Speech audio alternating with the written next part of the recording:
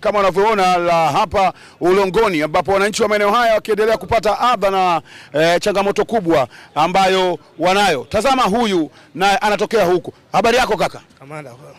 Kikamanda naona. Sawa, kwa vipi hali? Kama umetokea mgodini hivi.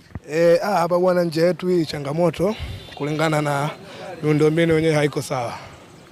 Ni barabara ambayo huwa mnaitumia mara kwa mara? Mara kwa mara tunaitumia, lakini wenyewe waweka watu wa reli la kupitiza maji. Kwa nini nyinyi msipite njia nyingine mpaka muamua mpite hapa? Kuna njia nyingine ni kule, ni mbali. Na maana njia ya shortcut rahisi ni hapa. Walikuwa wametuwekea njia kule, na maana walipotuzibia kule, kwa njia tunapita hapa, tuna force. Tulikuwa upande wa pili, tumeona kuna uwanja wa mpira ambao umejaa maji. Maji yale huwa yanatokea wapi mpaka yanakwenda kujaa pale kwenye uwanja na majumba ya watu? Yale maji ni ya matiririko ya kwenye mitaro na kwenye mabati ya watu, yanajaa pale, na mengine yanatoka kwenye mtaro ule kuna